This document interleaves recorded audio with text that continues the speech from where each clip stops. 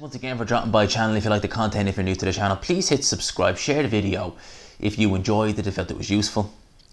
Now let's get into this. So, I wanted to actually record this video on Sunday, but we're now on Thursday evening, or actually Thursday night, because I think it's 11:30 now. So, the video I wanted to do is about Billy Joe Saunders, and as you can probably guess by the name of the title, I haven't done a video about a fighter with a problem in a while. I want to say March or April was the last time I done one. Because obviously we're in a situation in boxing where there are no fights. Every fighter has a problem because no one's fighting.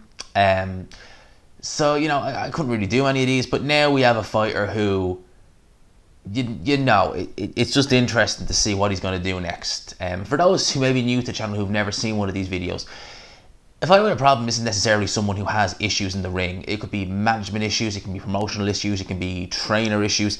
It's a variety of things. It's not one specific thing.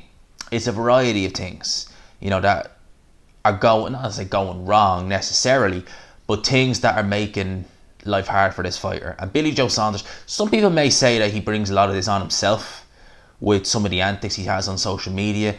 I'm afraid I have to agree with that. And I say afraid because a lot of things Billy Joe does on social media, I don't condone it, but am I saying that, you know, he should be banned from this, that, the other? No. The crack video we did was, about 2 years ago, was going a bit far, but, you know, as I say with Billy Joe, you need to remember, you do something or you can say something on Twitter, someone's taking a video, someone's taking a recording, they've downloaded the video, whatever, it comes back to bite you, so you should know better. Anyway, it's not even about that. Last week we got word that the Canelo fight, at least for September, was off the table. And you would imagine December too, because Canelo was hoping to probably fight in December. If we can get crowds back in then, more than likely it'd be against Triple G. And I think with Canelo, we've heard so many names being mentioned. We've heard Derevchenko, we've heard Callum Smith, John Ryder, I think David Lemieux. All these guys. And I think I even seen an article saying that these guys are willing to go low to get that Canelo fight. Because obviously if you're going low for Canelo, you're still getting 7 figures. You know, a lot of these guys, like look at John Ryder. I mean, what's the biggest payday he's ever got? Has he ever got 7 figures? I seriously doubt it. So imagine he got the Canelo fight and got 7 figures.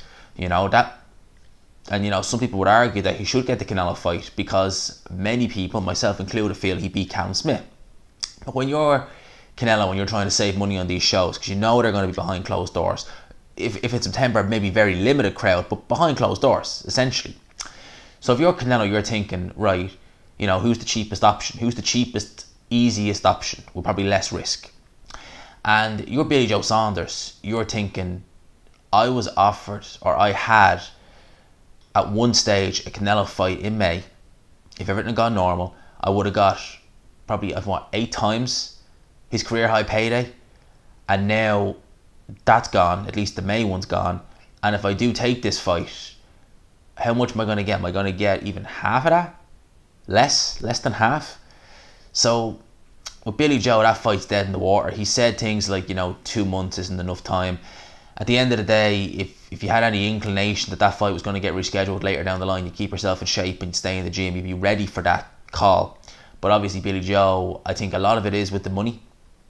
And obviously Billy Joe, some people have said that he won't show up to fight. I think that there's every reason to show up to fight if you ever did get the Canelo fight, because if you win, you get even more money.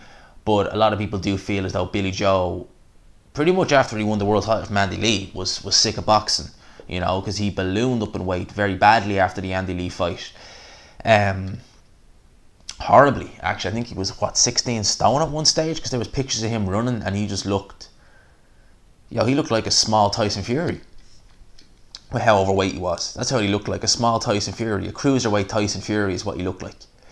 He was that overweight. And from then you've always thought, has Billy Joe's heart really been in it? Because if I look at Billy Joe in his career in a nutshell, you know, he spent the overwhelming majority of it with Frank Warren. You know, fighting on pretty small shows, but being built up gradually as he went along. Then he beat Eubank, which was a good win, British title. Had that fight with Andy Lee. And since then, it's like, and I'm not saying it's necessarily a promoter's issue. Obviously, Frank Warren, he couldn't get the big fight with Billy Joe, but Billy Joe didn't help himself in any way. I mean, he wins the world title from Andy Lee in a good performance. He waits a year to defend it and defends it in a leisure centre against Akabov. And let's not forget, during 2016 when he was WBO middleweight champion, Canelo was getting ready for that Liam Smith fight. There was serious talk that he was going to fight Gabe Rosado on that undercard, you know, with the potential to go into a Canelo fight. Okay, this is back in 2016, and we know now is that Billy Joe, he wasn't in shape. He probably couldn't make middleweight in the amount of time he needed. Okay, which is why he was out of the ring for a year, which is why he looked absolutely terrible against Akabov. Then we get a bit of inactivity again. He fights Willie Monroe, decent contender, it has to be said. You know, not a world beater, but in terms of a next fight, yeah, it's a good step up. He does the job against Willie Monroe. Then David Lemieux in Canada. I mean, amazing performance, one of the best. And you think, right, you had Joe Rogan talking about it. People talk about it everywhere. And you're thinking, right, here's something we can work with. If you push on, next fight, and just keep it going, keep it pressing, where can it go? Where can we lead? Well then, next fight's announced, O2 Arena, Martin Murray. No. Pulls out twice. Demetrius Andre. Great fight. Boston. World title fight. Payday. Everything. Nasal spray. He ended up fighting, I think, an 8-rounder against Ndamu on the Frampton Warrington undercard. I mean, that is just... that's just tragic. Almost a year to the date, you were setting the world alight in Canada, having people, you know, talking about nothing but Billy Joe. A year later, you've not had one fight, and you're fighting, I don't even think it was televised, on a pay-per-view undercard against a journeyman. It's not good enough. And obviously 2019 was a slightly better year. He got the WBO super middleweight title. Then he leaves, inexplicably, leaves Frank Warren, goes to sign with Eddie Hearn, and fights that Argentinian guy on the KSI Logan Paul undercard. He looked terrible in that fight. Obviously he got the guy out of there in the end, but he really shouldn't. That was a pretty obscure opponent, you know, just by his record, everything. I mean, I think people were saying he was obscure. Billy Joe made a hard time for himself. Alright? And then, seems like we got Canelo. Seems like we have Canelo. And now this. And my question is, who is he going to fight? Who is he going to fight? Callum Smith? Is that fight big enough? Yeah, but Callum Smith, obviously, I think wants that Canelo fight. And how long can Callum Smith stay at 168? You know, John Ryder, potentially there. But if he fights Canelo and he loses, would people want to see that? Danny Jacob. The two fights I want to see Billy Joe in.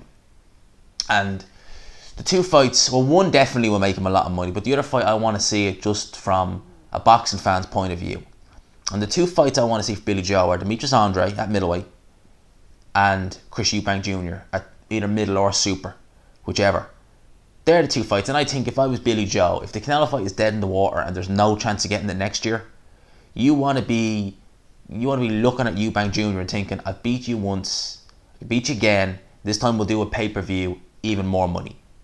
Because the more I look at what Billy Joe's been up to lately, the more you think about his career, he does seem like a guy, and this is not me saying that if he fought Canelo he wouldn't try and win, of course he would, but he seems more like a guy at this stage now who wants to go on lads holidays, who wants to go out on the weekends, who wants to chill, who wants to have the easy life. He doesn't want to commit to training camps anymore. He wants that payday. He'll try and win, but he wants that big payday, and he can sail off into the sunset. My question is, people watching this video in the comment section, what do you think is the problem with Billy Joe? And where do you think he'll go? What do you think he'll do next? You know, let me know your thoughts down in the comment section. I'm going to call it quits here. I'm going to leave it up to you. What do you think you should do next? Let me know your thoughts. I hope you enjoyed this video. If you did, please leave a like. Of course, subscribe if you're new. As always, I will talk to you.